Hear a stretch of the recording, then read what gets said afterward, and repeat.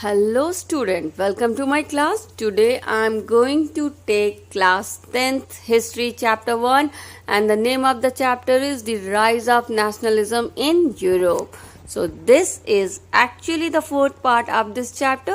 We have already completed 3 parts in this chapter in which we discussed the characteristic of nation state, modern state, rise of nationalism in France and Napoleon Bonaparte rule in France. We also discussed what was happening in Europe when French Revolution was going on, when Napoleon Bonaparte rule was going on in France. And then we discussed the concepts of conservatism and revolutionary. So let's proceed further. In this part, we are going to see the various revolutions which were happening in Europe during 1830 to 1848. So as you know, the conservative regime was set up in France and in other parts of the Europe also the conservative regime was going on.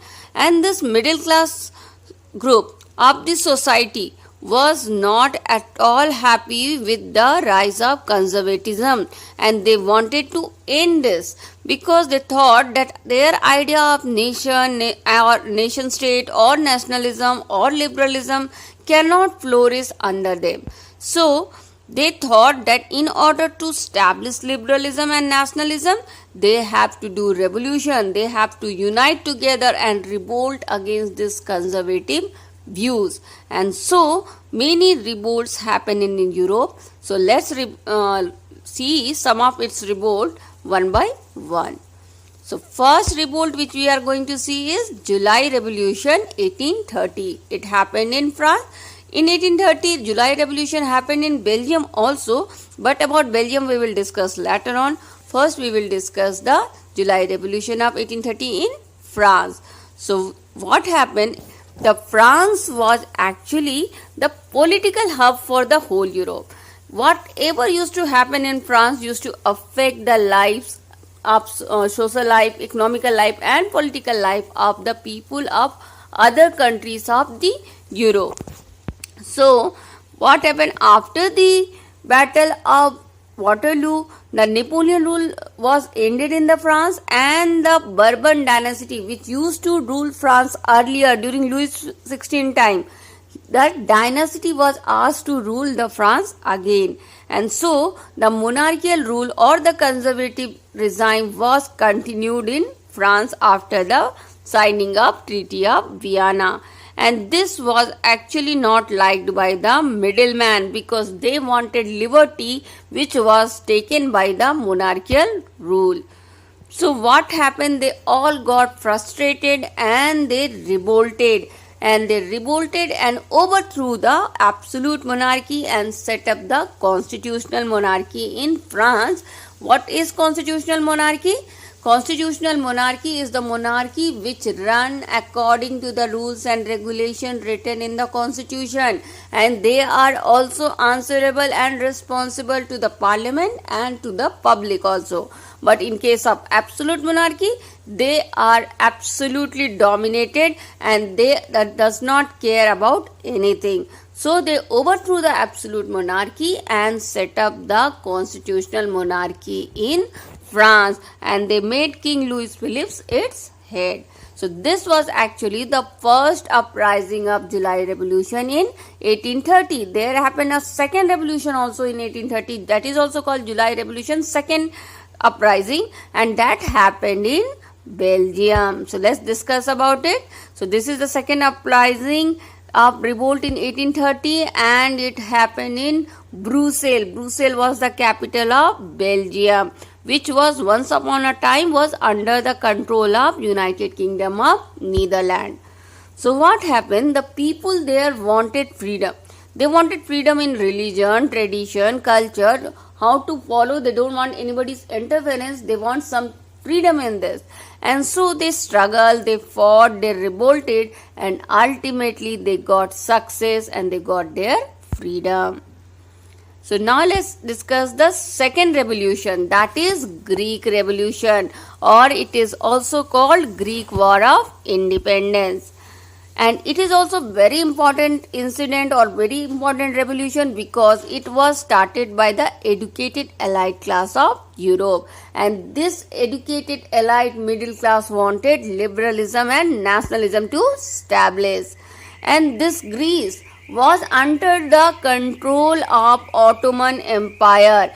From the 15th century, it was under the control of Ottoman Empire, but now it wanted some freedom from Ottoman Empire. And so they started their struggle in 1821. But because the empire of Ottoman was very big, very powerful, so they cannot fight with them alone. So what they did?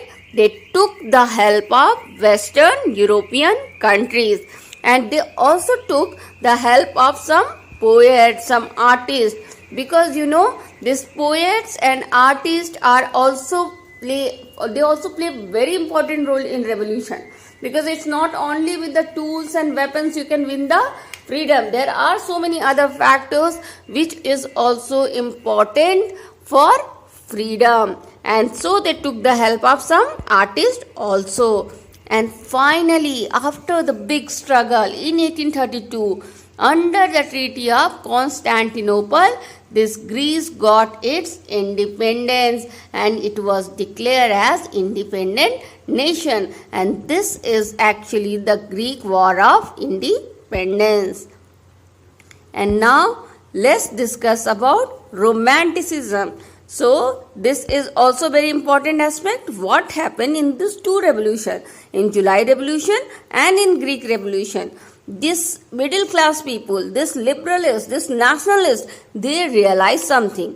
They realize that freedom cannot be achieved only with the tools and weapons. Some more things are important apart from tools and weapons, and those are our custom, our culture, our tradition, which should be equally given importance and which should be equally strengthened, because they also help us to achieve the freedom.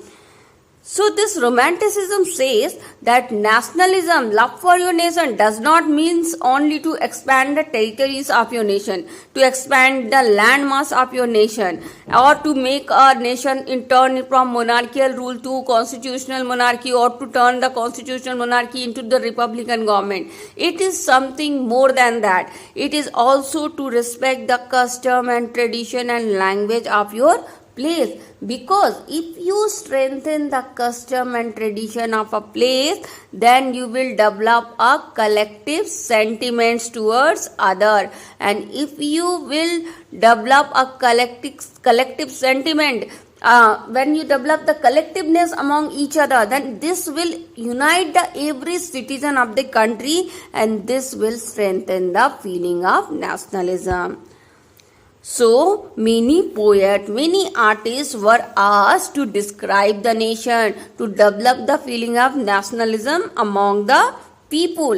And so even this people, the artists started, even they started discouraging and criticizing the glorification of science and reason, because they said, okay, ठीक है, this science and reason is okay, but it should not harm our togetherness, and if it is harming our togetherness, then it is wrong.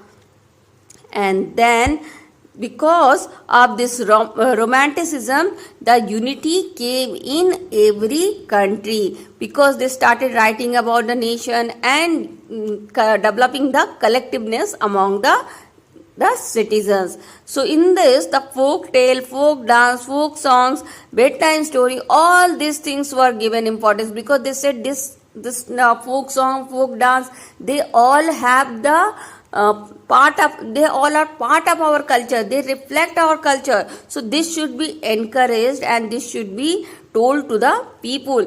And during this time only, the Grimm's brother also collected the folk tales of the Germany, because he said that it is part of our history and culture. And language is also very important in this, because the language is also have some sentimental touch of the people, right? Because whenever a new ruler come, he try to impose his language on other, and he try to change the language of the local language of that place. But sometimes the local people resist to it and they don't want to change their language and they resist to it violently.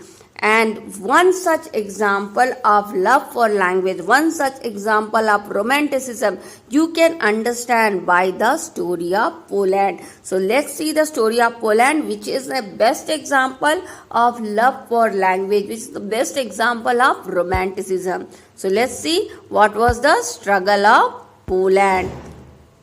You know, after the Treaty of Vienna, after the Waterloo Treaty of Vienna was signed, and some parts of different countries was given to these winning countries, and Poland was actually given to Russia at the end of 18th century. So what happened, this Russia wanted, when they started ruling Poland, they tried to abolish the Polish language from that place, and they banned the Polish language, and they did not allow the Polish language to be used either in school or in church or anywhere, and they asked them to use Russian language.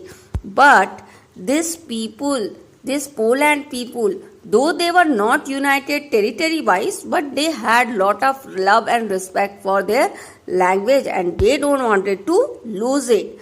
And so even after the strict law, they refused to follow the Russian rules for their language. Even the allied people, even the Pope people, they continued using the Polish language openly.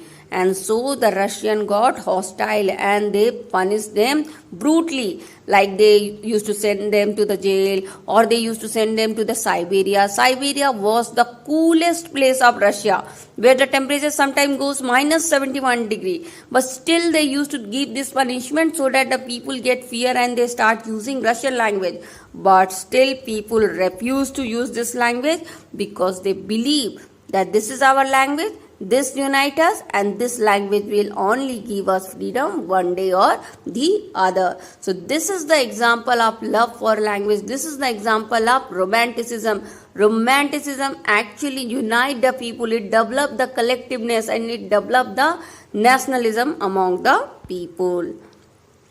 Now we will see one more concept of this chapter, that is hunger, hardship and popular revolt. So you know, this year 1830 was actually a difficult year economic wise. It saw that economic problem we saw very much economic problem in 1830 because the population increases and the demand of the people increases, but the production of food and good was not increased. And when the production of food and good is not increased according to the population, then what happened, this people demand cannot be met, and when the people demands cannot be met, then definitely it's going to lead to a economic problem. There were people who were unhappy with this economic problem and they thought, to improve our condition, let's move from rural area to urban area and we will get some job. But even after the going to the urban area, they were forced to live in the slum and their condition does not improve. And the one more important reason for the economic problem during that time was the small producer facing lot of problem. They were facing lot of competition from the England, because you know the industrial revolution first happened in England and then it went to the other parts of the country. Because it happened first in the England, so the England people were perfect in the production of the goods and their goods were cheap in price and good in quality. And so if the choices were given to the consumer for the local goods and the English goods, then definitely people were choosing the English goods. And so the small producer of those places were facing problem. And then this problem went on increasing. Then the people of France got frustrated. They thought that we are having so much of political instability. Sometime democracy is coming, sometime monarchy is coming, sometime constitutional monarchy is coming. We have so much of social problem, we have so much of economic problem. What is this going on in our life? And so they went on the street in 1848 in Paris. And this made the Louis XV scared of them and he was forced to flee from that place. And after him, the Republican government was set up in the France. Once again, the Republican government was set up in the France. National Assembly was set up. Right to vote, right to employment, and many other rights were given to the citizen. And in this way, again, the Republic was set up in France. There was one more revolution happened in 1945, and that was Weaver Revolution. What happened? This Weaver were not getting their payment. Their payment was actually decreased by the contractor, and when they resisted, the contractor run away and they revolted. This Weavers revolted, and this is called Weaver Revolution of Silesia. And to stop this Weaver from revolting, 11 weavers were shot down.